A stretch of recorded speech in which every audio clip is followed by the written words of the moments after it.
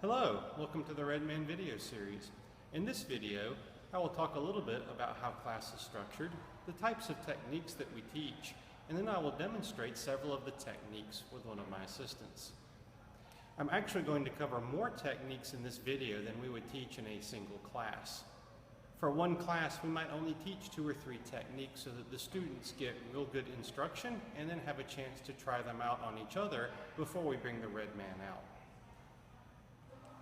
Now, before we get started, one of the important things about self-defense is if you can keep yourself out of a bad situation in the first place, that's even better. So one of the things that we try to teach students in every class is 2 fundamental things. The first one is if you start to see danger approaching and before it can get to you, you want to put your hands up in a defensive posture. This is non-threatening. It indicates I'm aware that you're here, I'm a little bit concerned about you, keep away.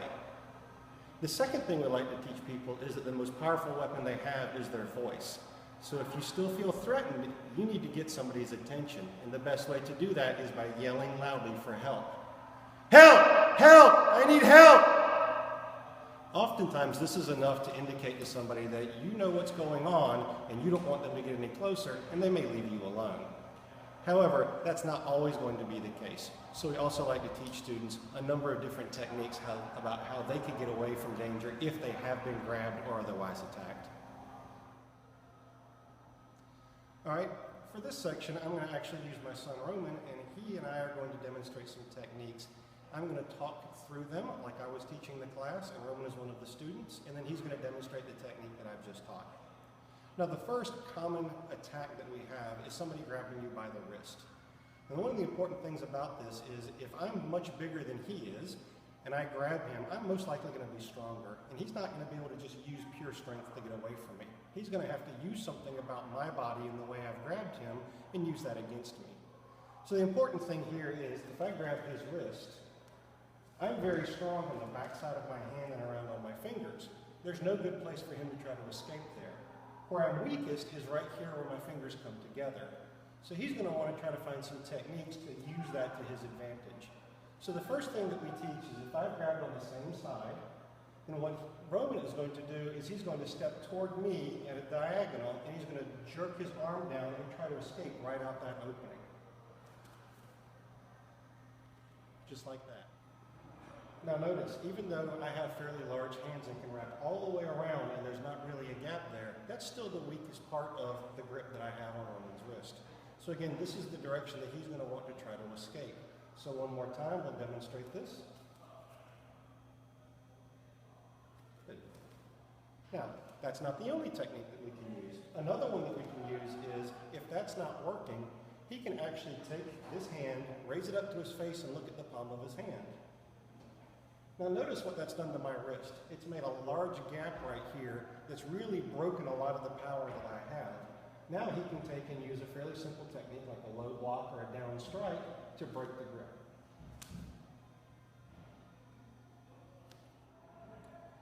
One more technique that we'll cover on the same side wrist grab is basically using the same palm strike that our students start to learn as they're learning their forms around red stripe and red belt, and that's the palm strike. So when we use this, again, I can grab his wrist here. I have a very tender spot on the inside of my wrist right here. There's several pressure points. So Roman could simply just do the palm strike from those forms and use that to break my grab.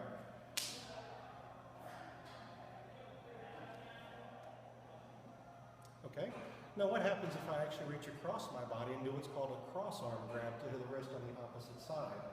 Well, if I grab here, Roman can actually use one of the most basic blocking techniques that we learn, a low block.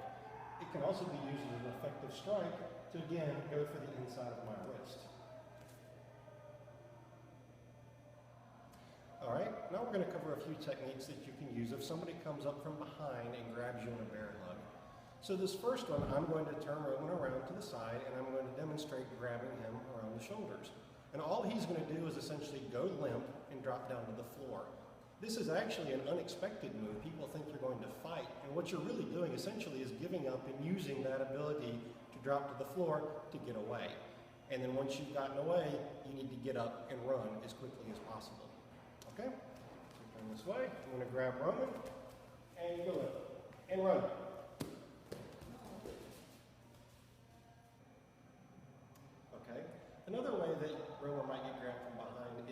grabbed up under his arms.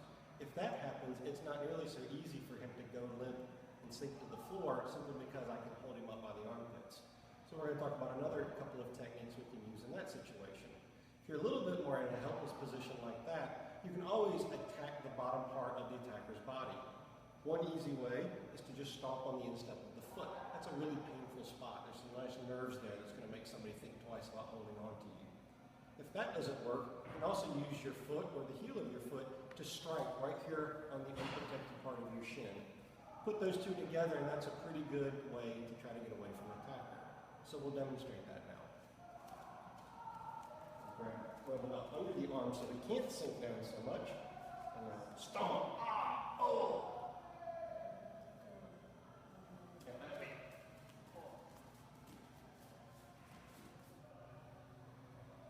School bullying is another topic that we like to cover pretty frequently. A good scenario to demonstrate this is a scenario when a bully has pushed a child up against the locker. So what I'm going to do now is demonstrate with Roman this scenario and give you a few basic techniques on how you could escape from this and then get somebody's attention for help. We'll go through this step by step, and I'll try to come up with a few simple words that you can remember to try to remember the process, and then we'll demonstrate it all the way through. So again, our scenario is I've pushed Roman up against the locker. I have both my hands on his shoulders. So the first thing he's going to do is he's going to lean his head to one side and trap my hand. So we're going to call this trap. The next thing he's going to do is he's going to use the hand on the opposite side to reach all the way across and grab my hand. So this we'll call grab. Next, he's just going to peel my hand off of his shoulder, causing my arm to twist backwards. So that's our peel. And then he's going to use his other hand to grab my back and fully escape and push me up against the wall. So there's the push. And at this point, you can call for help. Help. Okay, again, we'll go step by step through this. And the last time through, we'll do it without any commands. So trapped, grab, peel, and push. Help! Help! Okay, now let's reset and all the way through without talking about it.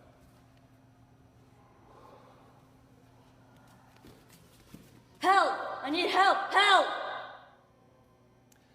Another common attack that we'll talk about is a hair grab. This one's actually fairly common for someone to attack women. It's easy to grab a ponytail, say, but we can demonstrate the same thing with Roman with his long hair also. So the idea behind this is if somebody grabs you from behind, we're going to show a technique on how you can get out of it and put your attacker into an armbar, very similar to the technique that we used with the locker scenario. Okay, so the basics of the attack is to grab the hair. Roman's going to reach with both hands and trap my hand. I'll step backwards just like before, and now he's got me in an armbar and can twist my wrist.